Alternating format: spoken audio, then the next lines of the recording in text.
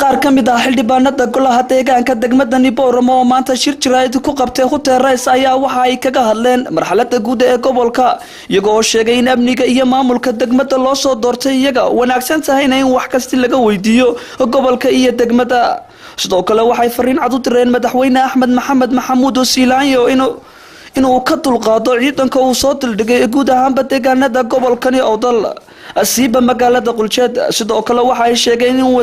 wasiirada madaxweyne Siilaanyo soo diray ay yihiin kuwa kaliya ka shaqeeya war ay sii qaadaan soo naqadaan waa sida ay hadalka u dhigaan iyagoo fariin cad u diray wasiirka wasaaradda duulista iyo hawada Maxamuud Xaashi Cabdi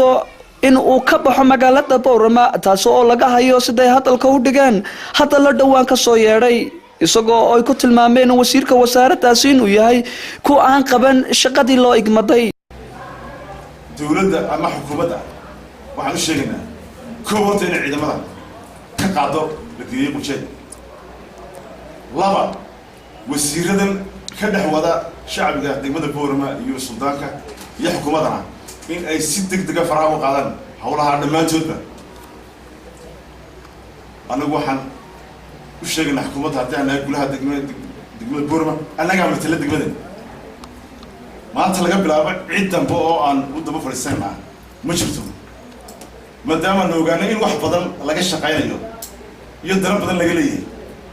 in ahayn arrintu suldaan baa baxay marka anaga waxaan laga saaran xil waa shacbiga soo doortay waa degmadii laga soo doortay ma ogolin in la dhibaateeyo dadkayga sabab aanan anagu ogeyn anaga matala anaga hal loo daba fariisantaan gulaha deegaanka nahay xukuumadda haddii cid u dirsanaysa anaga ayaa uga mas'uuliyad degmada maanta laga bilaabo xukuumadda waxaan sheegaynaa in si degdeg ah loo qaado ciidanka degmada Quljeed wasiirada maanta jooga kuwa maanta jooga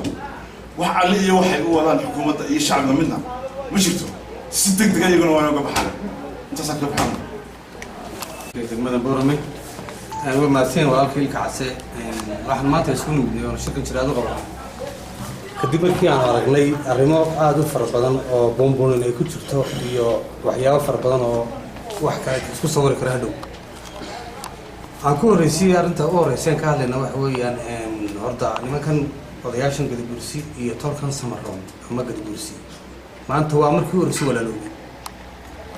ولا تنما داسي أنا قا حنبليان أوري شرني إما كان حنبليان لنا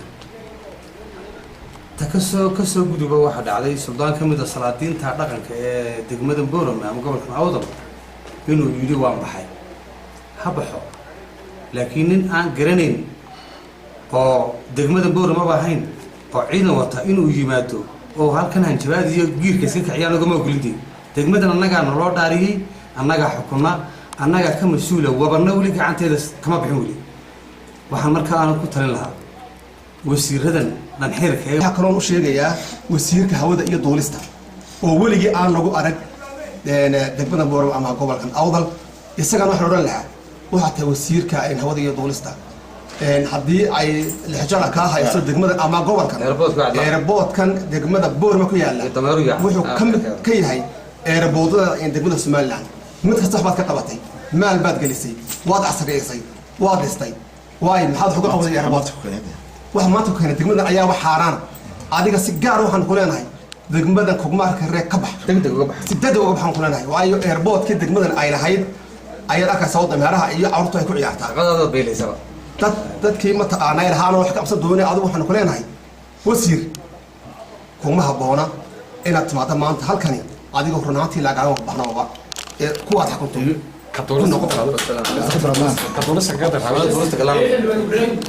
wasiiradani waxay garab mareen shaqada ay lahaayeen golaha deegaanku waxay u eegmadeen hawsha amniga gudoomiyahaasana ku jira gudoomiyahaasa hawsha la socda